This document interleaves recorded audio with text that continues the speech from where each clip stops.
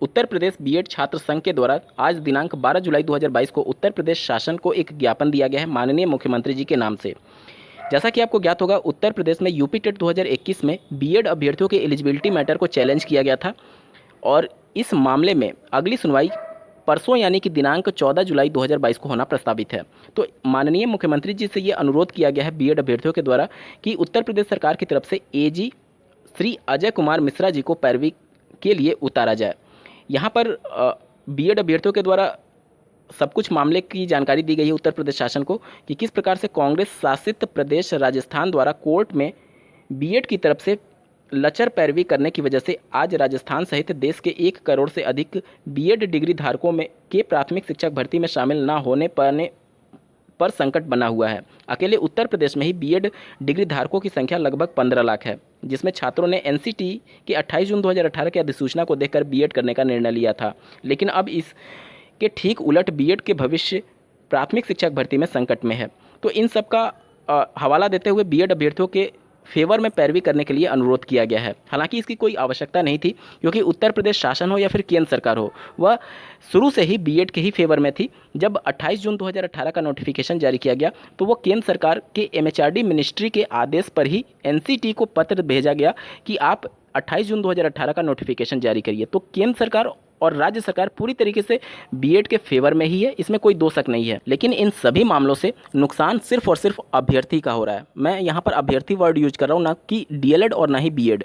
चाहे आप बीएड हो या फिर डीएलएड हो, दोनों का नुकसान हो रहा है, क्योंकि इसके वजह से कई राज्यों में भर्तियाँ लटकी हुई हैं। अभी आने वाले महीने में जो बिहार में एक बड़ी प्राथमिक स्तर की शिक्षक भर्ती होने जा रही है, उसमें भी ये मामला फंसेगा ही फंसेगा।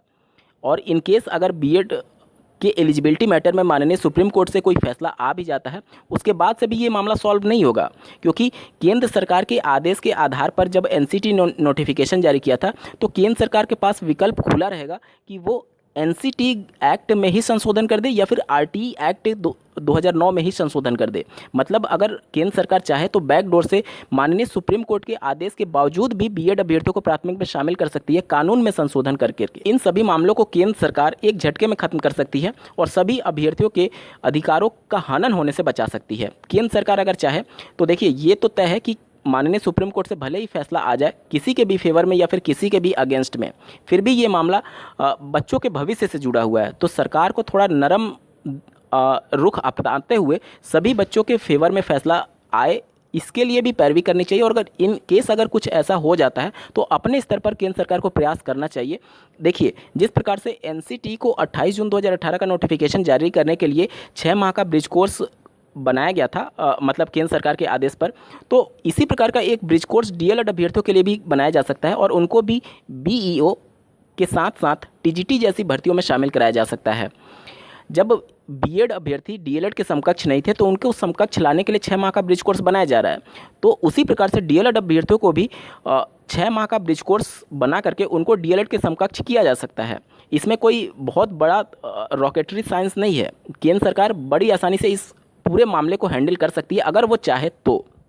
हालांकि जब 14 जुलाई 2022 को माननीय इलाहाबाद हाईकोर्ट में इस मामले की सुनवाई हो रही होगी तो कुछ अंतरिम रूप से फैसला आने की उम्मीद बहुत कम है, क्योंकि ये मामला पहले ही माननीय जोधपुर हाईकोर्ट के फैसले के आधार पर याचिका डाली गई थी माननीय इलाहाबाद हाईकोर्ट में, और उस याचिका का मामला पहले ही माननीय सुप्रीम कोर्ट पहुंच चुका है और वो मामला माननीय सुप्रीम कोर्ट में विचाराधीन है, जिस पर 19 जुलाई 2022 को सुनवाई होना प्रस्तावित है। तो 14 जुलाई को हो सकता है कि या तो अगली तिथि दे दी जाए या फिर माननीय सुप्रीम कोर्ट के उस याचिका के अधीन इस याचिका को कर दिया जाए कि माननीय सुप्रीम कोर्ट से जो आदेश आएगा हम भी उत्तर प्रदेश में उसे पारित कर देंगे यूपी टेट 2021 के संदर्भ में।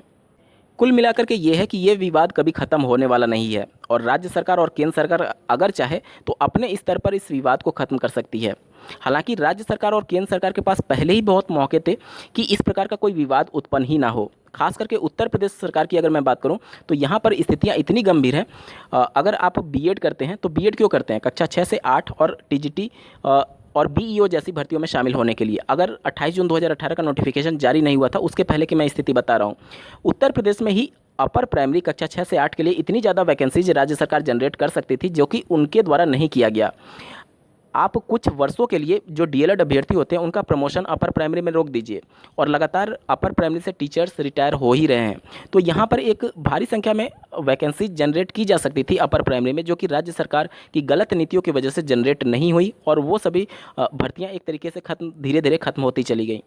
तो ये राज्य सरकार और केंद्र सरकार की जिम्मेदारी थी कि जब आप किसी एक कोर्स को रन कर रहे हैं तो उस कोर्स के लिए आप मौके भी पैदा करें, जो कि राज्य सरकार पूरी तरीके से विफल रही बीएड अभ्यर्थियों के लिए मौके तलाशने के संदर्भ में। अगर वो चाहती तो अपर प्राइमरी में डीएलएड अभ्यर्थियों का वैसे भी प्रमोशन 10 वर्षों से हुआ नहीं है, तो अगर प्रमोशन हो नहीं रहा है और लगातार उसमें से टीचर रिटायर भी हो रहे हैं, तो वहाँ तो वैकेंसी जनरेट हो ही रही हैं। राज्य सरकार ने वैकेंसीज नहीं निकाली, ये राज्य सरकार की गलती थी। इस पूरे मामले को आप किस नज़रिए से देखते हैं, कमेंट करके जरूर बताइएगा, और ऐसे ही महत्वपूर्ण अपडेट के लिए इस चैनल को सब्सक्राइब करना ना भूलें। इस वीडियो को देखने के लिए आपका बहुत बहुत धन्यवाद। भगवान करे आपका दिन शुभ हो।